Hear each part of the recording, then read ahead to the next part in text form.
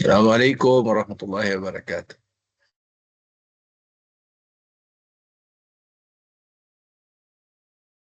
Waalaikumsalam warahmatullahi wabarakatuh, Ustad. Pwede tayo intro, inshallah, sis. Insyaallah po, Ustad. Pwede na po. Bismillahirrahmanirrahim. Alhamdulillahi rabbil alamin. Wassalatu wassalamu ala rasulullah wa ala alihi wa sahbihi ajma'in. Wa ba'd. Muli mga kapatid, assalamualaikum warahmatullahi wabarakatuh. Alhamdulillah, tayo muli magsimula sa pagpuri, pagpasalamat, pagdakila, pagwalhati sa ngalan ng Allah subhanahu wa ta'ala. Nawa ang kanyang awa at biyaya ipagkaloob niya sa huling propeta Muhammad sallallahu alaihi wasallam, sa kanyang buong pamilya, sa lahat ng kanyang mga kasamaan at sa lahat ng mga taong tumatahak sa matuwid na landas hanggang sa araw ng paghukom. So alhamdulillah, muli po pagsisimula ay magbibigay lang tayo ng paalala at introduction ng ating pag-aaral na nawa ay muli ay panatilihin nating sarado ang ating mikropono at ang ating camera upang maiwasan po natin makadistract sa ating pag-aaral sa araw na ito. At muli po sa mga may mga katanungan ay inshallah ay sa bandang huli na lang sa pagtatapos ng ating paksain, at kung mayroon pang oras at bigyan pa tayo ng ng pagkakataon na ito ay masagot ni Ustad Ismail ay inshallah ay doon na lang po sa party na yon. At kung meron man pong mga announcement ay inshallah doon na rin po sa bandang huli upang patuloy at diretso yung ating pagtatalakay ng aralin. Inshallah kung mayroon man pong announcement pa si sister o si sister Iman, kung nandyan ay kayo na po yung sunod, at inshallah pag nandyan na rin si Ustad Ismail, ating butihing guro, ay siya na po yung susunod na pagsisimula na ng ating pag-aaral. Inshallah. Jazakallahu khairan.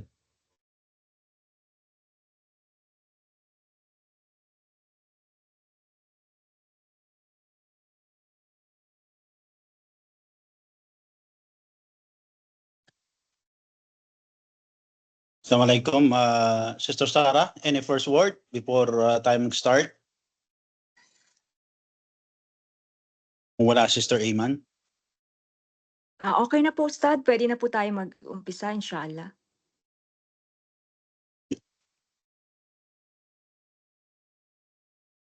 Bismillahirrahmanirrahim. Innal hamdalillah nahmaduhu wa nasta'inuhu wa nastaghfiruh wa na'udzu billahi min shururi anfusina wa min sayyiati a'malina. Man yahdihillahu fala mudilla lahu wa man yudlil fala hadiya lahu. Asyhadu an la ilaha illallah wahdahu la syarika lah wa asyhadu anna Muhammadan abduhu wa rasuluh sallallahu alaihi wa ala alihi wa ashabihi wa man tabi'ahum bi ihsan ila yaumil ma ba'd. Usikum bi nafsi bi taqwallahi azza wa jalla kama qala ta'ala fi tanzil, ya ayyuhalladhina amanu ittaqullaha haqqa tuqatih wa la tamutunna illa wa antum muslimun. Qala Rasulullah sallallahu alaihi wasallam, wa asdaqal hadits kitabullah wa khairul hadi hadi Muhammadin sallallahu alaihi wasallam wa syarrul umuri muhdatsatuha wa kullu muhdatsatin bid'ah wa kullu bid'atin dalalah wa kullu dalalatin finnar. Bago lahat ay muli ay pumuri, magdakila, magluwalhati sa ngalan ni Allah subhanahu wa ta'ala, ang Panginoon na sangkalikaan, walang Diyos maliban kay Allah na nag-iisa, na walang kaparis, at sa kanya lamang pagmamay-ari o paghahari. At ganun din tayo ay sumasaksi na si Muhammad sallallahu alaihi wasallam ay kanyang alipin at sugo. O Allah, nawa ay pagkaloob mo kay Propeta Muhammad sallallahu alaihi wasallam ang kapayapaan at biyaya, ganun din sa kanyang pamilya, sa kanyang kapanalig, at sino man ang nagsisunod sa kanya hanggang sa huling araw. Inahabilinan ko ang sarili ko na kayo, at ganun din, na tayo ay matakot kay Allah subhanahu wa ta'ala ng tamang pagkatakot, at huwag tayong pumayag na tayo ay abutan ng kamatayan maliban na lamang na tayo ay Muslim na. Sinabi ni Propeta Muhammad sallallahu alaihi wasallam na ang pinakamainam na salita ay ang aklat ni Allah, at ang pinakamainam na gabay ay ang gabay ni Propeta Muhammad sallallahu alaihi wasallam. Tunay po, ang pinakamalalang bagay sa buhay na ito ay ang mula sa sabi-sabi, at lahat ng sabi-sabi ay imbento, at lahat ng imbento ay kaligawan, at lahat ng mga ligaw ay yuhulog ni Allah sa apoy ng impyerno. Nawa ay ilayo tayo ni Allah patungkol dito. Next slide po, Ustad. Sabi natin bilang pagpapatuloy sa ating tuloy-tuloy na pagtalakay o yung silsila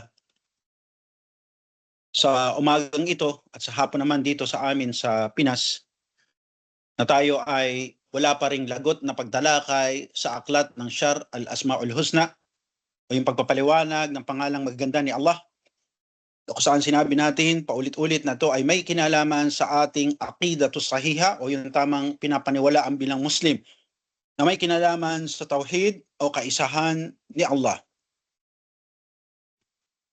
Tayo ay nagtapos kamakilan at naglagot ng ating pagtalakay patungkol sa Ar-Rahman Ar-Rahim.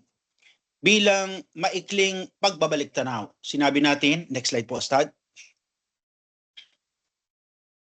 na sinabi ng mga scholar na ang Ar-Rahim ay nagmula sa salitang reham o yung tinatawag natin na sinapupunan o bahay bata ng ina. Pakibasa po, Ustad. بقوله تعالى واتقوا الله الذي تساءلون به والأرحام. Barakallahu fik. Nandito sinabi ni Allah subhanahu wa ta'ala bilang pinaghugutan na katibayan sa pagsasabi at katakutan si Allah na siyang magtatanong sa atin patungkol sa ugnayan ng sinapupunan. Ito makita natin sa Kabanata An-Nisa. Next slide po, Ustad. Ganun din sinabi ni Imam Sa'di rahimahullah sa kanyang tafsir patungkol dito na iniugnay ni Allah subhanahu wa ta'ala ang walang kapintasan ng kataastasan ng utos na pagkatakot sa kanya. Na ito ay karugtong ng utos na tayo ay dapat maging mabuti sa ugnayan ng sinapupunan o yung patungkol sa magulang at kamag-anakan. At tunay na mahigpit po ang pagbabawal ni Allah sa bersikulo patungkol sa pagpuputol ng ating mabuting ugnayan sa ating mga magulang at kamag-anakan. Ang pagtupad ayon kay Imam Sa'd rahimahullah sa kanilang karapatan ay pagtupad sa karapatan ng Diyos dahil ito ay kanyang ipinag-utos. Next slide po.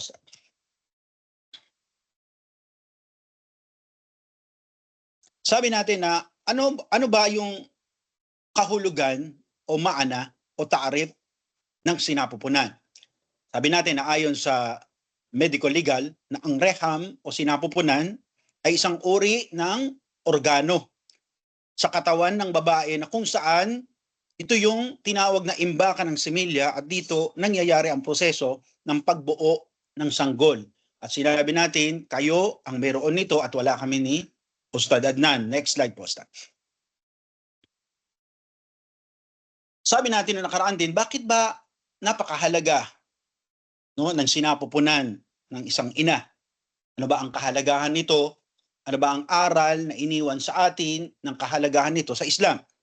Sabi natin na ang kahalagahan po ng sinapupunan o yung reham na kung saan ito ang paraan upang dumami ang lahing tao.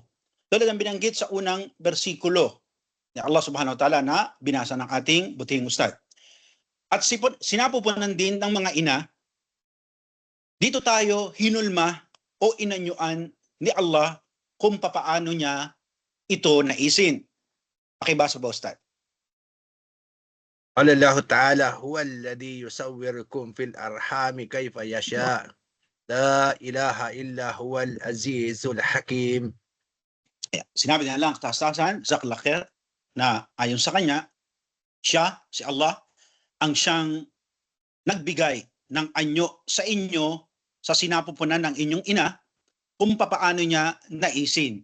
Walang Diyos maliban sa kanya, ang dakila, ang matalino. Kabanata Al-Imran, chapter 3, verse 6. Kaya dito, ayon sa mga mufassirun, makikita tayo ng mga taong nilikha ni Allah subhanahu wa ta'ala na mayroong maputi ang balat, meron din namang kayumanggi, at meron ding maitim. May matango sa atin ang ilong at meron din namang tango. Meron sa atin na malalapad ang noo at ang iba naman ay hindi. May matatangkad at meron din pandak. Kaya huwag tayong magtaka kung bakit magkakaiba ang ating anyo at ang ating itsura dahil si Allah ang nagpangyari ng mga ito. Next slide po, Ustad. Sinabi pa ng mga fuqaha maalam sa batas ng Islam na dito sa sinapupunan, binigyan ng pag-aalaga, proteksyon, hangin at pagkain ang similya na tinarak ng ating ama sa loob ng sinapupunan ng ating ina, na kalaunan, sabi natin, tayo ay naging pitos, no? Pakibasa ba, Ustad? قال الله تعالى الله يعلم ما تحمل كل أنثى وما تغد الأرحام وما تزداد وكل شيء عنده بمقدار. Sinabi ni Allah ang katastasan, barakallahu fik, kasi Allah lamang ang nakakaalam ng pinagbubuntis ng bawat babae. Di ba sabi naman scholar nakaraan, binanggit natin na pagkatarak pa lang ng similya ng ating ama sa sinapupunan ng ating ina, batid na ni Allah subhanahu wa ta'ala kung tayo ay magiging babae o lalaki, no? Sinabi natin, subhanallah, kung tayo ba ay magiging matangkad, maiksi ang sukat, no? Mataba, mapayat, no? At sabi pa ni Allah subhanahu wa ta'ala, at batid niya ang sino mang nakunan, no? O sino mang sumobra ang bilang, at lahat ng bagay ay naaayon sa anumang kanyang tinakda o pagtatakda. Awan na ta'arad. Tinawag din po ng mga scholar ang sinapupunan ng ating mga ina o sinapupunan nyong mga kababaihan bilang unconditional love o yung pagmamahal na hindi humihingi ng kabayaran o kapalit. Nabanggit natin ang ating mga ina ay inangkin tayo noon bilang ganang kanya, no? Sabi natin yun yung maririnig natin paratian, my baby, no? Bahagi ng kanyang katawan anya, no? Bahagi ng kanyang dugot laman, bahagi ng kanyang pagkababae bilang tao, ang kanyang tropeyo, ang kanyang korona. Alam natin sa sobrang hirap ng ating mga ina, sa paglilihi pa lamang ay hindi na maunawaan ang kanyang nararamdaman. Madalas nahihilo, parang nasusuka, palagi ang wala sa kondisyon ng pakiramdam, at nang lumaki ang kanyang tiyan, siya ay animoy may sako na daladala. Bit-bit kayo, tayo, kahit saang mang sulok siya pumaroon, na kahit sa banyo, maliligo, no? Magbabawas, subhanallah, no? Pagkatapos ng 9 na buwan, ay pinalabas tayo ni Allah sa kanyang sinapupunan na halos mamatay-matay siya sa pag-iri sa atin. Next slide po, Ustad. Pakibasa po. قال الله تعالى ووصينا الإنسان بوالديه إحسانا حملته أمه كرها ووضعته كرها. Yeah. Sinabi ni Allah, katasasan, subhanallah, may syadda dito, no? Sabi na ni Allah subhanahu wa ta'ala bilang pagbibigay diin, no? At hinabamin sa mga tao na sa kanilang mga magulang ay maging mabuti. Pinagbuntis sila ng kanilang mga ina na may kahirapan, at pinanganak kayo ng may kahirapan. Kaya natalakap, no? Sabi natin, ngunit sa pagtatapos ng lahat ng hirap at pagkatapos hirap muli, na halos maubos ang kanyang hininga at lakas sa pag-iri, ay laking saya at tuwa nan tayo o kayo ay kanyang unang masilayan at mahagkan sa paglabas nyo sa kanyang sinapupunan. Subhanallah. Ito ang rahima na nilagay ni Allah subhanahu wa ta'ala, ang walang kapitasan, katasasan sa puso at damdamin ng ating mga ina. Man pa kaya si Allah na may-ari ng pangalang Ar-Rahmanur Rahim. Next slide po, Ustad. Dito, sinabi po ni Ibn Uyayna, isa sa mga salaf, nasabi natin na ayon sa kanya, man salli salawatul khams, faqad syakara Allah. Paman da'a al-walidina fi idbar salawat, faqad syakara lahuma. O kamakal. Sinabi ni Ibn Uyayna, rahimahullah, kabagan na siya ni Allah, na sinuman daw niya ang magdasal ng pagdarasal na 5 ay tunay ngang pinasalamatan si Allah. At sinuman niya ang panalangin ang kanilang mga magulang sa kanilang pagdarasal ay tunay ngang nagpasalamat sa kanilang mga magulang. Subhanallah. Next slide po. At tunay po na ating natutunan din kung gaano ba kahalaga o nagbigay ng pagpapahalaga ang Islam patungkol sa kamag-anakan o yung tinatawag natin na pamilya. Sabi nga sa Al-Uthaymeen, laqad da'a al-Islam illa silatur raham, no? Tunay po na ang Islam ay nagtuturo sa atin at nag-iimbita patungo sa pananatili ng mabuting relasyon sa sinapupunan. Dahil ito po ay mayroong dakilang epekto sa syudad, no? Ito ay walang iba upang maabot ang pagkakaisa ng bawat tao sa ating pinagpupugadan. Ganon din ang pagtutulungan at pagmamahalan sa pagitan ng mga Muslim. Ang mabuting relasyon sa sinapupunan ay ginawa pong obligado ni Allah sa ating mga Muslim. Next slide po, Ustad. Batay nga sa isang salaysay o hadith, pakibasa po, Ustad. Akra. النبي الله صلى الله عليه وسلم كان يقول اتقوا الله وصلوا على الأرحام فإنه أوكى لكم في الدنيا وخير لكم في الآخرة. Naam.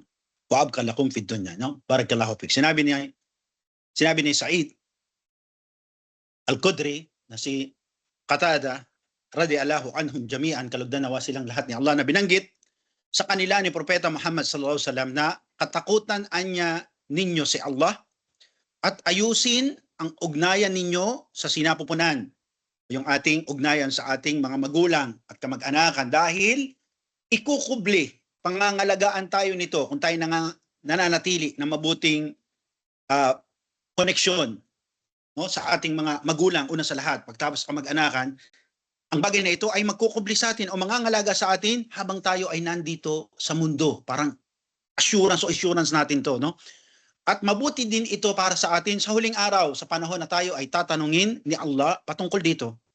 Kaya ayon sa mga mupassirun, nagpapaliwanag sa paksang ito, ang pagiging mabuti sa magulang ay bagay na mangangalaga sa iyo sa paglakad mo, pag-apak mo dito sa mundong ibabaw, dahil ibababa sa iyo ni Allah ang kanyang habag at tulong. Subhanallah. No? Next slide po.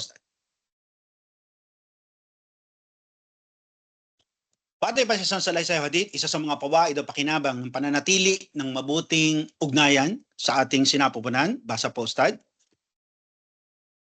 قال رسول الله صلى الله عليه وسلم من أحب أن يبسط له في الرزق وأن ينسله في أثاره فليسل رحمه.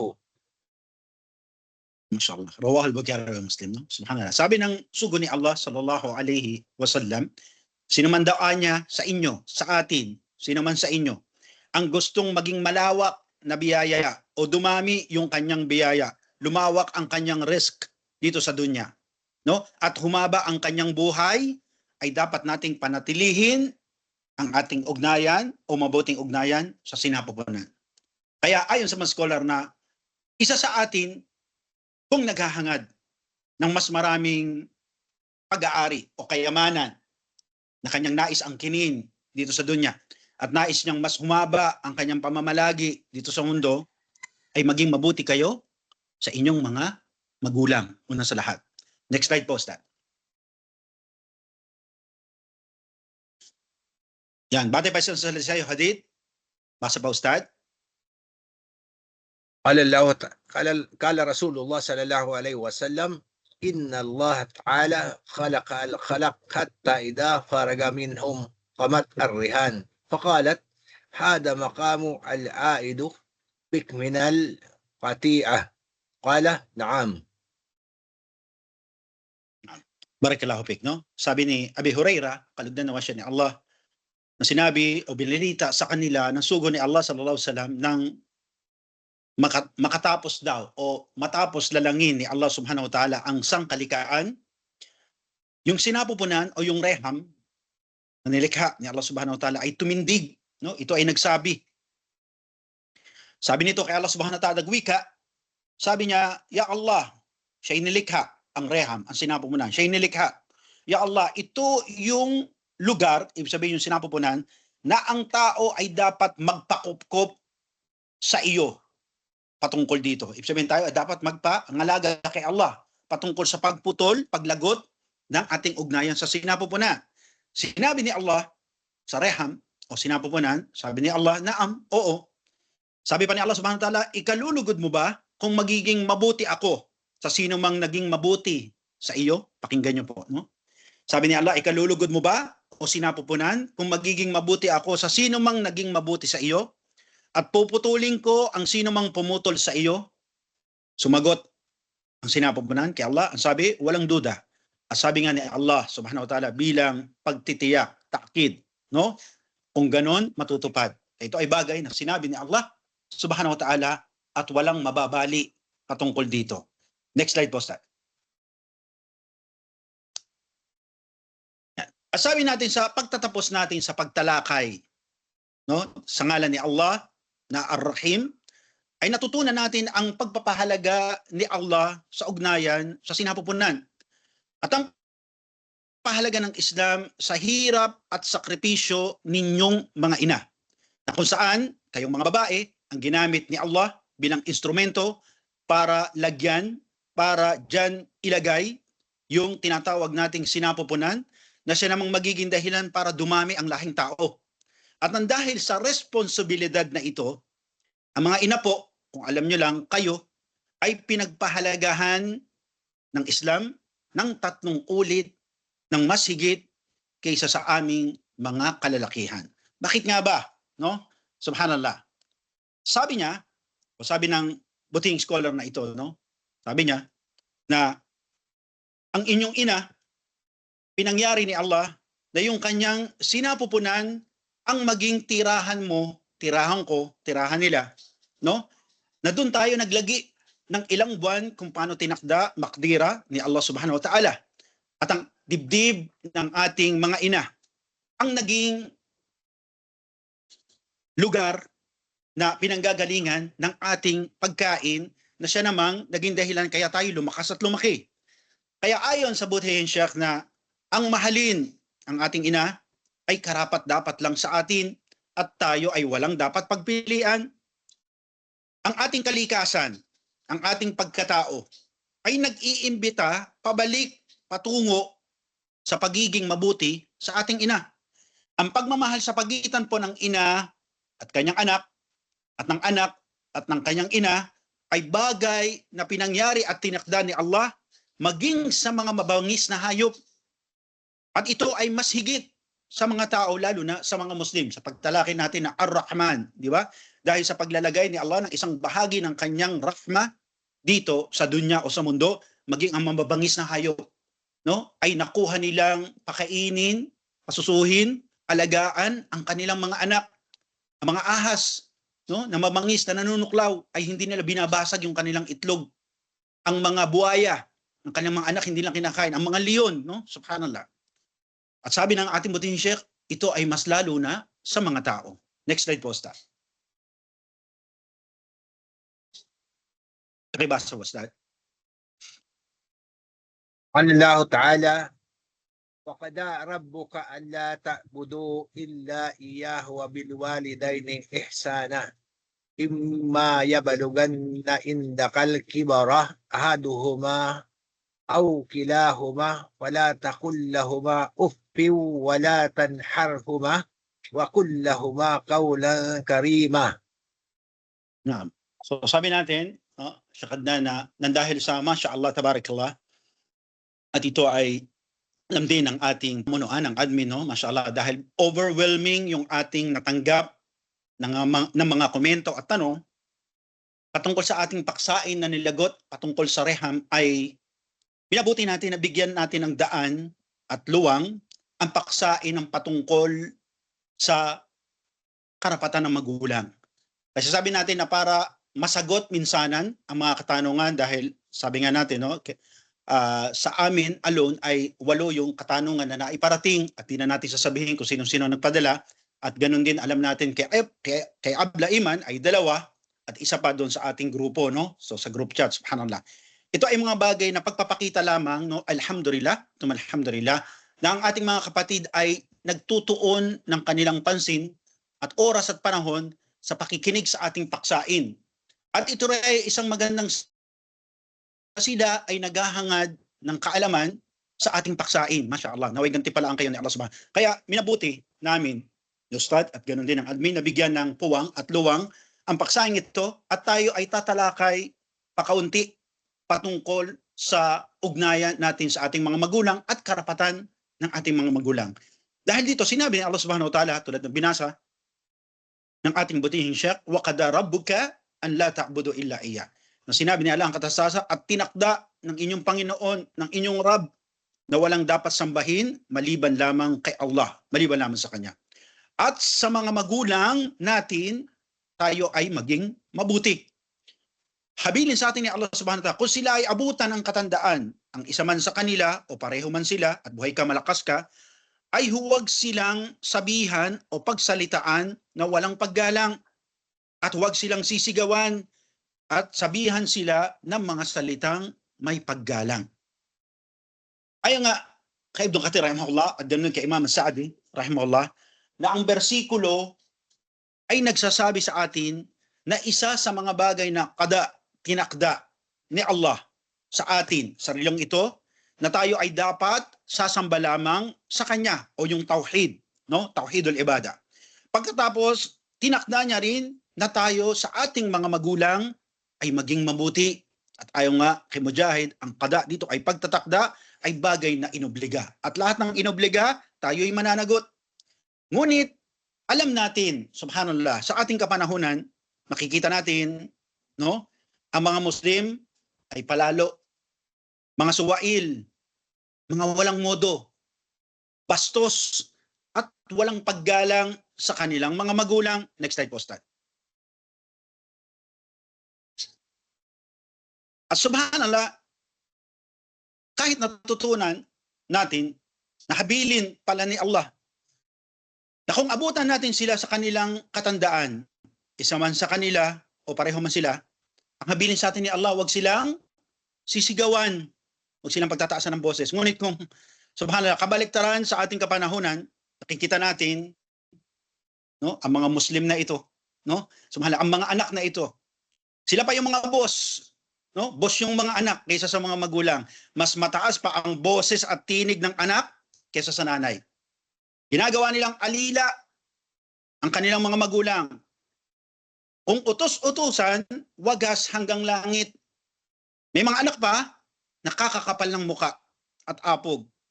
Pumurahin ang magulang, ang lutong-lutong, talo pa ang propek na chicharon, wayadibillah. No? Totoo po yan. Next slide po, Ustad. Samantalang habilin sa atin ni Allah, nakarugtong ng aya, sa kanilang pagtanda, sa panahon na mahihina na sila, ay ilayag natin yung pakpak ng awa sa kanila. Ito ay pag-uutos sa atin ng Islam na sila ay arugain, tulungan, at suportahan. May mga tao po sa ating kapanahunan, mga Muslim pa man din, na pagkatapos silang palakihin, suportahan, pag-aralin, tustusan ng kanilang mga magulang ay hindi na matulungan ang kanilang mga magulang. Subhanallah. Ang piso para ng $100, no? Ang ganit-ganit, bunutin sa kanyang wallet at hindi maibigay. Karamihan sa kanila ay hindi na natutong lumingon sa kanilang pinanggalingan at kinakatwiran na kasi daw sila ay may sarili na daw pamilya. Bakit daw kailangan pang mag-abot ng tulong, no? Sabi tulong, subhanallah. Mark the word, no? Bakit daw kailangan pang mag-abot ng tulong sa kanilang mga magulang? Ito ba sinabi sa inyo ng inyong magulang nang kayo tustusan, nang maliliit pa kayo, tinulungan kayo? Sila ay mistulang o tayo bilang walang lusot. Nagmistula tayo, nagka-amnesia. Talo pa natin na meron demensya na di na naalala ang kabutihang nagawa sa kanya ng kanyang mga magulang. Nagtatanong pa kung sila ba daw ay dapat sumuporta sa kanilang magulang na matatanda. Ngayong sila ay may asawa na at mga anak. Subhanallah. No? Hindi natin alam kung saan kinuha ang mga salitang ito. Next slide po, Ustad. Kaya ang tanong na marami, na ngayon ako'y may pamilya na, may sarili na akong anak at asawa. No? Subhanallah. Bakit? Ang magulang nyo dati meron din naman sariling asawa, di ba? Pero, ewan. No? Kaya tanong na marami ngayon, tingnan nyo, baka isa tayo dito, wayad, billah. Sabi nila, no, ayon sa mga scholar na, sinasabi ng mga taong ito, ng mga walang utang na loob, sabi, dapat bang sustentuhan yung mga magulang o dapat ba tayong tumulong sa ating mga matatandang magulang? May pamilya na ako eh. Subhanallah. Batay sa isang salaysay o hadith, wa an Jabir bin Abdullah an rajula qala ya Rasulullah inna li malan wa waladan wa inna abi yuridu an yahtaj mali faqal وقال رسول الله صلى الله عليه وسلم للرجل أنت ومالك لأبيك أنت ومالك لأبيك. Si Jabir bin Abdullah ay nagsabi na mayroong isang lalaki na nagsabi, no, itong rawaya na ito ay ayon sa ulat na itong sahabi na ito radhiyallahu anhu, na lalaking kapanalig ni Propeta Muhammad sallallahu alaihi wasallam ay nagtungo sa Rasulullah sallallahu alaihi wasallam, isang matanda, no? At siya ay nagreklamo, syauka li Rasulullah. Sabi niya, yung aking anak, no? Subhanallah, hindi lang daw sila matulungan, no? Subhanallah. Imagine niyo yung magulang niyo humihingi ng tulong. Magulang hihingi ng tulong sa anak. Hindi ko alam kung ano ba ang tamang salita, no? O saan ba dapat ilagay itong tao na ito, no? Sabi ngayon nito, ang aking anak ay hindi daw sila tinutulungan na sila'y matatanda na. Ibig sabihin, itong mga sahabi na to ay wala nang kakayanan bang kumayod dahil sila'y sobrang ang tanda. At yung kanyang anak, ayon pa sa ulat ni Imam Muslim, ay nagbibigay ng mga regalo, hadiah sa kanilang mga pinsan at tiyahin, pero hindi sila matulungan. So pinatawag ng Rasul sallallahu alaihi wasallam itong lalaki na ito. At sabi ng Rasulullah sallallahu alaihi wasallam sa lalaking ito, anong masasabi mo patungkol dito? Kita niyo kung paano maging hurado ang Rasulullah sallallahu alaihi wasallam. Hindi niya agad bubulyawan yung tao na, hindi ko ba nahiya, tatay mo ganito, ganyan. Hiningi niya yung side ng lalaki. Sabi ng lalaki ito, ya Rasulullah, meron akong kayamanan, meron akong anak. Sabi niya, dapat pa ba akong magbigay o mayroon bang karapatan ng aking ama na kumuha o umamot sa aking pag-aari? Ang sagot ng Rasulullah sallallahu alaihi wasallam, anta wa maluka li abik, anta wa maluka li abik. Ikaw at ang iyong kayamanan ay nagmula sa iyong ama. Subhanallah, no? Sabi nga natin, ito'y para kang binuhusan ng tubig na malamig, no? Para tong sampal at dagok sa iyo, no? Na natutulog sa kaibangan ng mundo. Sinabi ng mga scholar na ang hadith na ito ang nagpapatunay na ang ating mga magulang ay may karapatan sa ating kayamanan. Obligasyon natin na sila ay tulungan kung sila ay mahihina na at wala nang kakayahan na suportahan ang kanilang mga sarili. Ito yung sinabi ni Allah sa ayah, no? Lahfid lahuma al-juna min duli min rahma, no? Na ilayag natin yung pakpak ng habag at awa natin sa kanila kapag sila'y matatanda na, no? Subhanallah. Obligasyon na sila'y tulungan kung sila'y mahina at wala nang kakayahan na suportahan yung kanilang mga sarili. Sila po ang naging dahilan ayon sa mga mufassirun. Sila ang naging dahilan ng ating pag-iral sa mundo. Kung hindi sila ginamit ni Allah, wala tayo dito, no? Sila ang nagpaaral sa atin. Sila ang tumustos at nagpakain sa atin nang tayo ay walang kakayanan, napakainin at tustusan ang ating mga sarili nang habang bata tayo. Meron ba kayo narinig sa magulang nyo nang sila'y naglalatag ng pagkain sa mesa, anak, tulong ko sa iyo ito? Hindi po. No?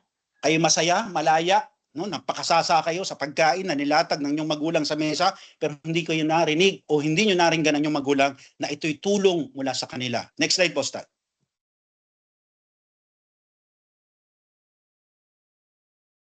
Sabi pa ng mga scholar na ang paggastaan niya o pagtustos sa mga magulang ay isang gawaing mabuting paggasta sa paningin ni Allah. Kasi nang tanungin si Muhammad Mukhtar Shankiti o Sheikh Muhammad Mukhtar Shankiti, isa sa ating mga kibar o mga matatandang scholar, Saudi Arabia, nagtuturo sa Masjid al-Nabawi, nang kanyang tanungin, ma huwal bir o silatur raham. Tinanong siya, ano ba daw yung pagiging mabuti sa sinapupunan? No, ang sabi ng butihin Sheikh na to, wa yanfaqahuma wa ziyaratuhuma. No, sabi niya na ang tustusan sila at bisitahin, subhanallah, o dalawin. No? Sino ba sa atin yung, mashallah, no? Na magtataas ng kamay bilang second honor, third honor, na ako po ay tumutustos sa aking magulang. O kaya second honor, third honor, ako po laging bumibisita sa aking magulang. Sige nga, sino ang may tapang ng loob na magsabi na ito? Pakibasa po, Stan. قال الله تعالى يسألونك ماذا ينفقون قل ما أنفقتم من خير فللوالدين والأقربين واليتامى والمساكين وبني السبيل وما تفعلوا من خير فإن الله به عليم.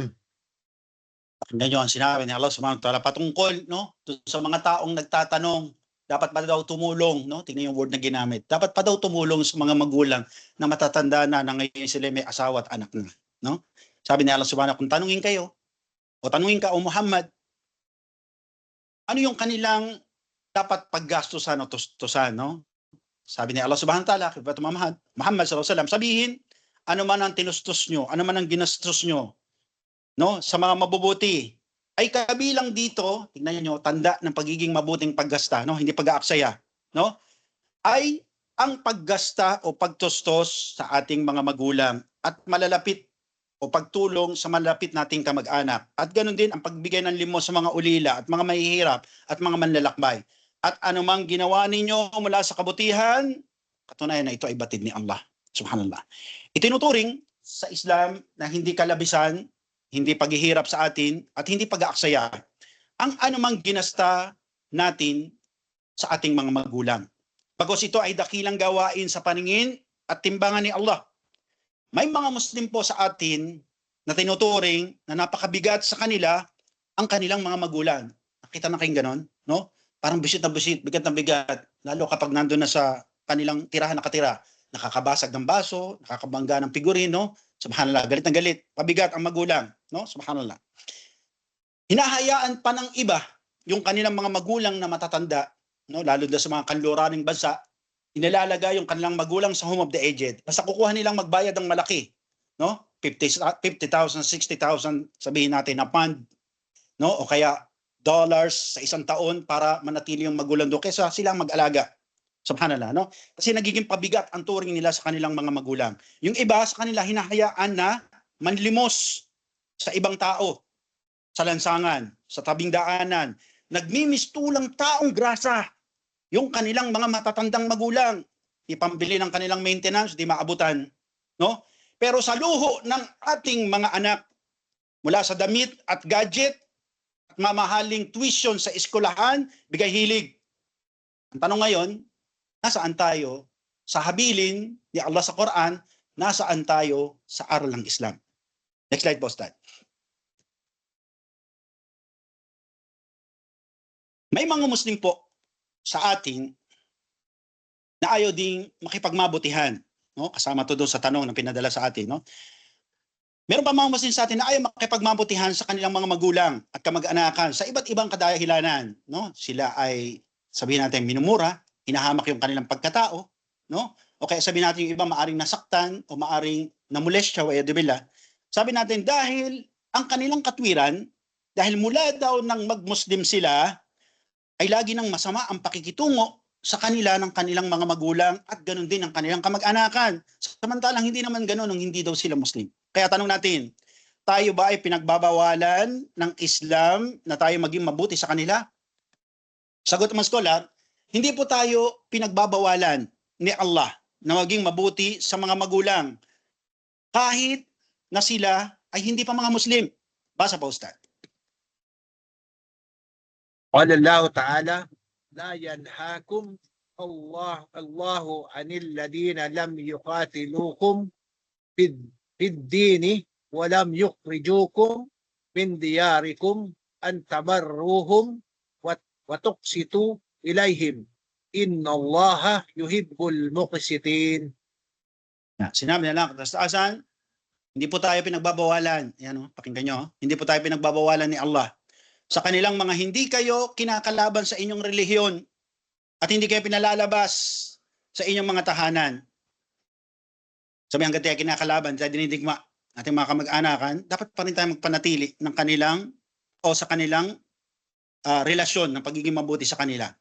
No? At tayo ay inutusan ni Allah na tayo ay maging muqsit, patas sa kanila. No? Dahil tunay na si Allah ay mahal ang mga patas. Isa sa mga bagay na binigay na halimbawa sa atin dito ni Allah subhanahu wa ta'ala sa kasaysayan ng Propeta Muhammad SAW ay ang isang sahabi na si Abi Huraira. Diba? Ito yung bahagi na natin bilang pagbibigay diin natin sa sister na nagtanong. No? Si Abi Huraira, alam natin isa to sa mga malapit nakapanalig ng Propeta Muhammad sallallahu alaihi wasallam. At isa to sa kanyang mga kinupkup sa Madina. Sabi natin sa Abi Hurairah radhiyallahu anhu, ang kanyang ina walang araw, sabi nga sa ibang ulat ng kitab, walang oras o panahon na hindi minumura at nilalait ng ina ni Abi Hurairah si Propeta Muhammad sallallahu alaihi wasallam. At ito ay nagtungo sa Rasulullah sallallahu alaihi wasallam. Sabi niya, "Ya Rasulullah, ang aking ina wala nang tigil at buknat, no? Sa pangahamak at panglalait sa iyo na ito bagay na ayaw ko." So anong sabi ng Rasulullah sallallahu alaihi wasallam sa kanya? Tabbirhum, no? Maging mabuti ka sa kanya. Siya'y bumalik. Sabi doon, isang araw ay napakabigat ng sinabi ng kanyang ina na halos hindi na makayanan ni Abi Hurairah. No? Sabi nga sa ulat ng dahil para lang hindi na makapagsalita ito sa Abi Hurairah, sa kanyang ina, ay tumungo ito at bumalik sa Rasulullah sallallahu alaihi wasallam. At sabi niya, Rasulullah, merong binitawan na salita ang aking ina na hindi ko kaya, no? Dahil ito ay patungkol muli sa iyo. Pwede bang ipagdua mo kay Allah na siya'y gabayan sa Islam? Sabi nga, nagtaas ng kamay ang Propeta Muhammad SAW at siya'y nagsabi, "Hadi ummi, Abi Hurairah." Sabi niya, "O Allah, gabayan po ang nanay ni Abi Hurairah." Sabi natin, masayang-masaya si Abi Hurairah dahil ang propeta ay nagdua kay Allah subhanahu wa ta'ala. At sabi doon, siya ay makarating na sa kanantahanan, nakarinig siya ng lagaslas o talsik ng tubig at nagwika ang kanyang ina, "Abi Hurairah, huwag ka munang pumasok." Sabi doon, yung pala naliligo yung kanyang ina at paglabas nito sa palikuran, sabi doon, ito ay nagtakip, no, ng tela at ito ay nagsabi, "Abi Hurairah, asyhadu Allah ilaha illallah wa asyhadu anna Muhammad Rasulullah." Ito ay mga bagay na pagpapatunay, sabi natin, na larawan, parang ito yung pinaka nanais, pinapangarap ng bawat isa sa atin, na ang magulang nila ay mag-Muslim at yumakap sa Islam. Subhanallah. Ito ay bagay na nangyari kay Abi Hurairah, ngunit sa kasaysayan niya ay hindi natin nakita, no, na siya ay inutusan ng Rasulullah sallallahu alaihi wasallam na putulin o wag magrespeto sa kanyang magulang o kaya sumagot ng pabalang sa kanyang magulang, hindi po. Siya inutusan na manatili ng pagrespeto sa kanyang magulang. Subhanallah. Next slide po, Ustad. Ay ang tanong ngayon ng marami sa atin, mga sister, no, sabi niya na, "Brother, hanggang saan ba tayo pwedeng sumunod sa magulang o pagtalima sa kanila?" No, kasi sabi lagi hinahamak yung ating relihiyon. Basa po, Ustad. قال الله تعالى ووصينا الإنسان بوالديه حسنا وإن جاهداك لتشرك به ما ليس لك به علم ولا تطعهما إلي مرجعكم فأنبئكم بما كنتم تعملون. Sabi ni Allah, tastasan, barakallahu fi, naghabilin kami. Sabi si Allah, naghabilin sa atin, sa mga tao, hinggil sa ating mga magulang ng isang kagandahan. Sabi ni Allah subhanahu wa ta'ala, kung magpunyagi, magpursigi, magpilit ang ating mga magulang, no? Isa man sila o dalawa man sila, sa atin na tayo ay mag-shirk kay Allah. Sabihin, lumabas ka na dyan sa Islam, magkatoliko ka na ulit, o lumabas ka dyan sa Islam, born again ka na ulit, o lumabas ka dyan sa Islam, mag-iglesia ni Kristo ka na ulit. So sabi sa atin ni Allah subhanahu wa ta'ala, kung magsikap sila na ganon, na tayo magtambal sa pagsamba kay Allah, tandaan natin, hinggil doon, ay huwag tayong susunod sa kanila. Ibig sabihin, kung hindi shirk at kupor ang iutos sa atin ng ating mga magulang, huwag lang din syempre yung sabihin, punta ka ng tindahan, bili ka ng alak, punta ka ng tindahan, bili ka ng sigarilyo, o kaya punta ka ng palengke, bili ka ng baboy, yung mga bagay na pagbabawal ni Allah, huwag natin sundin. Ang sabi ni Allah subhanahu wa ta'ala, huwag tayong tumalima sa kanila, isa man sa kanila o dalawa man sila. At sabi ni Allah subhanahu wa ta'ala, katunayan na sa akin ang pagbabalik ninyo. No? Ito'y bagay na paghahabilin sa atin kung tayo'y susuway kay Allah, tandaan nyo, babalik kayo sa Kanya. No? Ito'y bagay na pagbababala sa atin. At batay nga sa isang saliseo, hadith, "Waqala rajuli Rasulullah sallallahu alaihi wasallam, inna li harabatu asluhum, yaqta'unani wa assana ilayhim." Sabi na meron daw isang lalaki na nagtungo sa sugo ni Allah sallallahu alaihi wasallam at ito'y nagwika, nagsabi sa Rasul sallallahu alaihi wasallam, "Ako po ay merong kamag-anakan at ginagawa kong maging mabuti sa kanila. Ngunit sila ay laging nagpuputol ng mabuting ugnayan sa akin, lumalayo sila at ayaw nilang makipagrelasyon o mabuting relasyon sa kanya. No? Inaabuso nila ako sa pagitan ng salita. No? Ngunit nagtitiis ako sa kanilang pakikisama sa akin kahit ako'y kanilang iniinsulto dahil nga sa aral ng Islam." So sabi na Rasulullah, pakala li rajul, Rasulullah SAW, in kunta kama kulta, no? Kung ikaw nga ay ganito, sa tulad ng sinabi mo, sabi na Rasulullah SAW, no? Ay para mo silang binuhusan ng tubig. Si Allah ay patuloy kang tutulungan hanggat patuloy mong itong ginagawa. Sabihin yung bagay na kahit hindi mag-inam yung pakikitungan nila sa atin, ngunit tayo ay lumalapit para makipagmabutihan sa kanila sa intensyon na ito ay pagsunod sa utos ni Allah, no?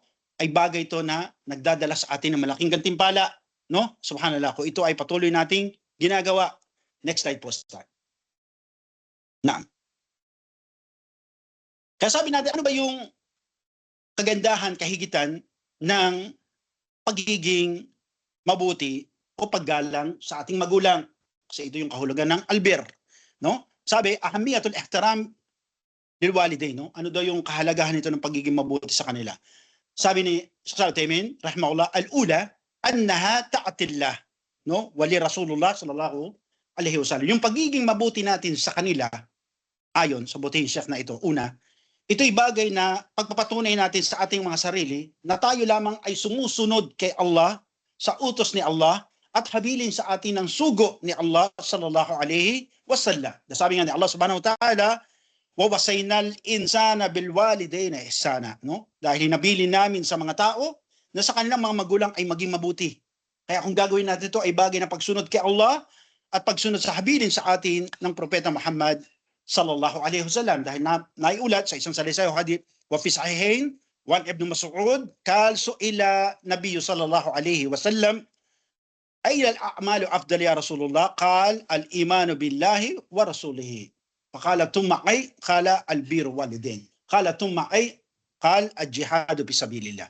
Sabi doon naiulat kay Ibn Mas'ud na nagsabi, tinanong ang propeta sallallahu alaihi wasallam, Ya Rasulullah, ano bang gawain ang mabuti sa paningin ni Allah? Sabi ng Propeta Muhammad SAW, ang maniwala ka kay Allah at sa kanyang sugo. Pinaka mabuting gawain sa lahat-lahat ay maniwala tayo sa tauhid, kaysahan ni Allah, at maniwala tayo sa kanyang sugo. Ang pangalawa, ang sabi doon, ang pagiging mabuti sa magulang. Sa ibang rawi naman, as-salatu ala waqtiha. Dito sa rawi na ito, no? Inuulat na ang pagiging mabuti sa magulang. At tinanong muli ang Rasulullah SAW, ano po pagkatapos ito ya Rasulullah? Ang sabi, al-jihadu fi sabilillah, ang pakikipagdigma sa daan ni Allah. At dito, pinalawanan sa atin, ng ating butihin Sheikh Al-Badr, hafidahullah, na sa rawaya o ulit na ito, nakita niya na mas higit ang paggalang sa magulang kaysa ang pakikipagdigma sa daan ni Allah. Subhanallah. Next slide po, Ustad. Sabi pa, at taniyan, ang pangalawang kahigitan ng pagiging mabuti o paggalang sa magulang, inna ta'atil al-walidain, ihtirahumuhuma, bisabab lidakul jannah.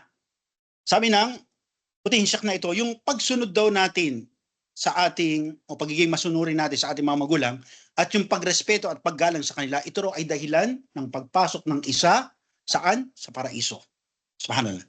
Sabi doon, kama fi sahih al-Muslim, an Abi Hurairah, أن النبي صلى الله عليه وسلم قال رغب أنفه ثم رغب أنفه ثم رغب أنفه فقيل من يا رسول الله قال من أدراك أبويه عندك الكبر أحدهما أو كلاهما فلم يدخل الجنة. No? Sabi ng Propeta Muhammad SAW sa Sahih Muslim, sinabi ni Abi Hurairah, nang siya ay nasa pulpito o mimbara, no, doon sa lugar po saan siya nagkutba. Sabi siya nagsalita, pag ginawa ang alikabok sa ilong ng isang taong ito, pag ginawa ang alikabok sa ilong ng isang taong ito, pag ginawa ang alikabok sa ilong ng taong ito, ayon kay Imam Nawawi, ito ay tanda na siya'y pinahiya. No, nakita kayo ng tao na kapag nadapa, di ba? Nadapa, tapos nadumihin yung pantalon, pinapagpag yung pantalon, lalo kung yung suot niyang pantalon ay Levi's o Wrangler, no, ayaw mga alikabok. Ito mukha yung dumapa. No, kaya sabi ng Propeta Muhammad, ragima amfo, pag ginawa yung alikabok sa ilong, na ito ay tanda ayon kay Imam Nawawi na siya'y pinahiya. Kaya sinabi ng mga sahaba radhiyallahu na nakarinig sa Rasulullah SAW, sabi niya, man huwa ya Rasulullah? Sino daw itong tao na ito, no? Sabi ng Propeta Muhammad SAW, ang isa, adrakal abway, endel kibara ahaduma o kilahuma. Ito yung isang tao na inabutan niya yung kanyang magulang sa kanilang katandaan. Isa man sa kanila o dalawa man sila. ngunit siya ay hindi pinapasok ni Allah sa paraiso. No? Kawawa. Subhanallah. No? Kawawa ang Muslim na ito, no? Mashallah. Nakipagmabutihan sa ibang tao, no? Galing-galing makisama, no? Subhanallah, nililibre ng kape sa Starbucks sa mga kakilala, waya dubilak kung saan man yan, no? Tapos sa kanyang mga magulang hindi makapagbigay ng pambili ng maintenance. Allahu Akbar. No?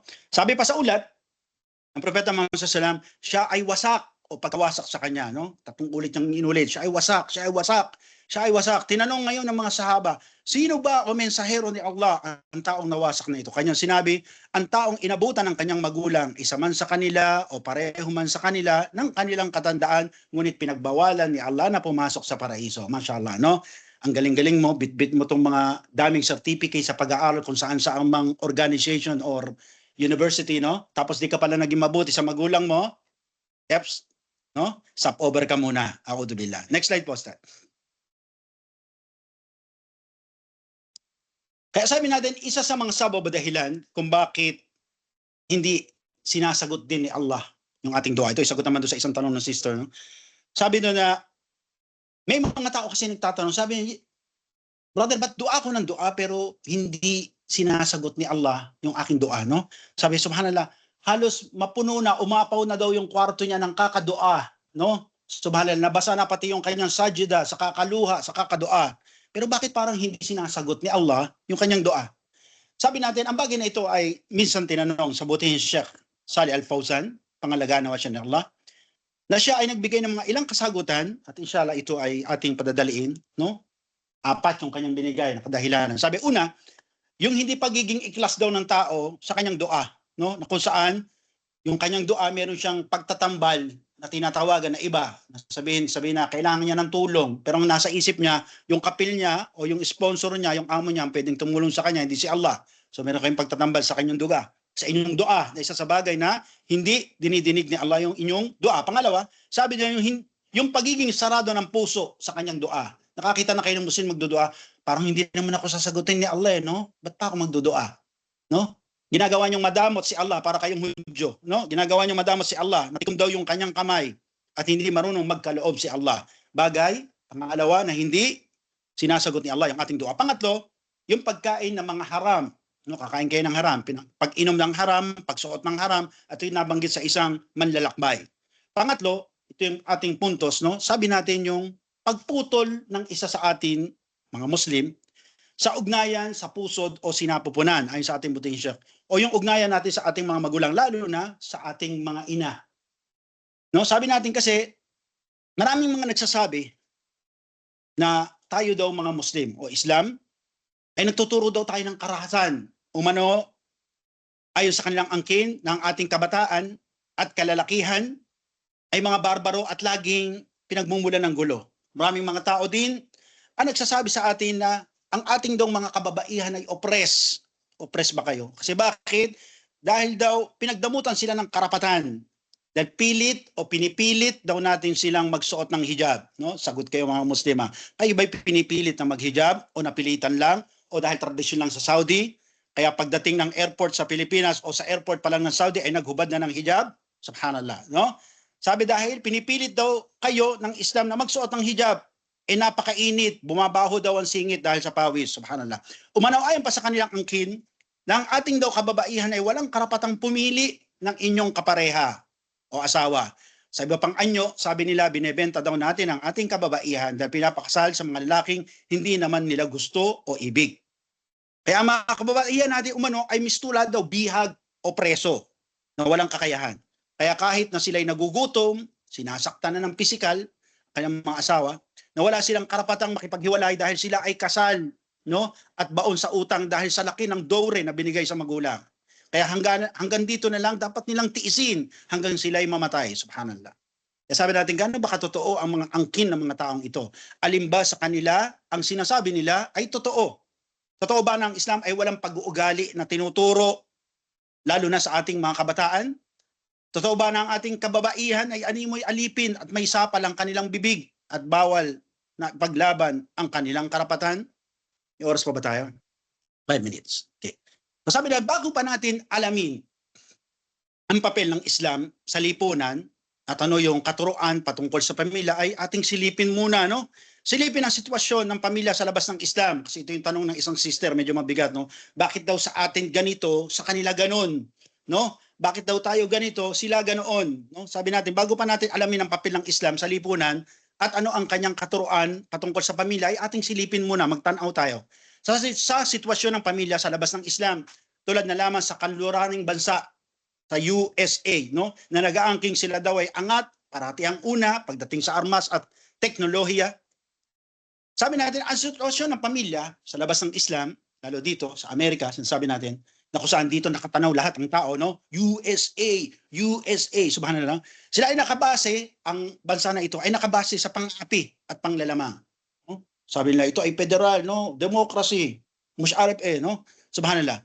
Parehong ang mga kababaihan, mga kabataan ay walang karapatan at kadalasan ay inaapi. Tandaan nyo yan, no? Ang isa sa halimbawa nito, alam natin sa kanilang syudad, na kapag namatay ang asawang lalaki, ito sa Africa nangyari din, no? Na ang kanyang asawang babae, halimbawa sabihin natin merong multiple marriage yung tatay, no? Kasi sa kanila hindi naman allowed yung taaddud, no? Sabi natin ba may kabit, may kirida yung tatay, no? Nalaman, nabalitaan. Sabi natin, ang mga anak na mga malalaki, lalo't bata, inapangasawa ng kanilang ama, no? Yung mga naunang anak ay walang pagbabawal sa kanila, napakasalan kung magustuhan nila yung kanilang madrasta. Pero sa atin sa Islam, bawal, no? Ito ay bagay na walang batas sa kanila. Subhanallah, no? Na kung saan pwede nilang makarelasyon, pakasalan ang naging balo ng kanilang ama. At ganoon din ang kanilang konstitusyon ay walang batas patungkol sa paghahati ng mana o kayamanang naiwan ng asawang lalaki. Kaya kadalasan, ang miyembro ng pamilya ay nagpapatayan para sa yaman. Sabi, hindi, ikaw, pangalawang asawa ka lang, pangatlong asawa ka lang, no? Minsan tinatagurian pa silang kabit o kirida, anak sa labas. No? Wala silang batas patungkol sa pagkakati ng yaman. Kaya kawawa ang mga bata na hindi nila tinuturi na kasama sa loob ng pamilya.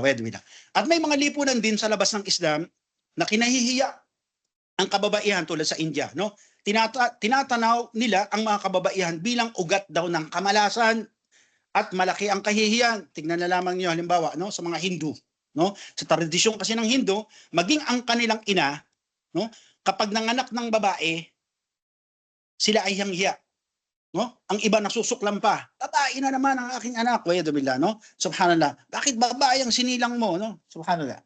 Ito ay bagay na kung saan sabi nila, kasi alam natin na baliktad ang kostumbre sa kanila, kaya ang karamihan sa kanila, mga ama, kapag natuklasan na ang niluwal na kanilang mga asawang babae ay isang sanggol na babae, ito ay kanilang binabaon ng buhay. Itinatapon. Yung iba, kapag nakita halimbawa, no, sa tiyan na ito'y babae, pinalalaglag na yung kanilang anak. Dahil ito ay tinatanaw nila, tinuturing nila bilang ugat ng kasamaan at kamalasan. Batid natin na maging sa lugar ng disyerto, bago pa man isugo si Propeta Muhammad SAW sa kasaysayan ng Umar ibn Khattab, alam natin na siya ay paratian din nagbabaon ng kanyang mga anak na babae. Tunay po ang Islam ay tinuruan tayo na respeto ang mga kababaihan, no? Sama dito ang ating ina, asawa, may bahay, no? Fa'an Aisha, kala Rasulullah sallallahu alaihi wasallam, kalalas natin to ay sa oras. Sabi ng Propeta Muhammad SAW, khairukum li ahli wa ana khairukum li ahli. Si Aisha ay nagsabi na ang sugo ni Allah SAW ay nagsabi, ang mabuti sa inyo ay ang mabuti sa inyong pamilya. Sa ibang rawaya sinabi sa inyong mga asawa, no? At ako ay mabuti sa aking pamilya, sa ibang rawaya ay aking asawa. Inuulat ni Tirmidhi, no? At ang Islam ay naghabilin sa atin patungkol sa ating mga asawang babae. At ganun din, binigyan ng Islam ang mga kababaihan na pumili kung sino man yung gusto nilang mapangasawa, at ginawa ng Islam na may malaking bahagi ang mga kababaihan sa tungkulin at obligasyon dito sa syudad. Inshallah, mahaba pa ito, putulin natin dahil hindi kaya ng oras. Mahidulutan ni Allah, ituloy natin susunod. Inshallah, subhanaka wa bihamdik, asyhadu an la ilaha illa ant, wa nastaghfiruka wa atubu ilaik. Wassalamu alaikum warahmatullahi wabarakatuh. Back to you, admin, Sheikh Haddad. Bismillah, alhamdulillah, wassalatu wassalamu ala rasulullah. Sister Sara o Abla Iman, baka meron pong gusto magtanong inshallah at sa tingin nyo ay pwede pang sagutin. Paki-assist na lang po, inshallah.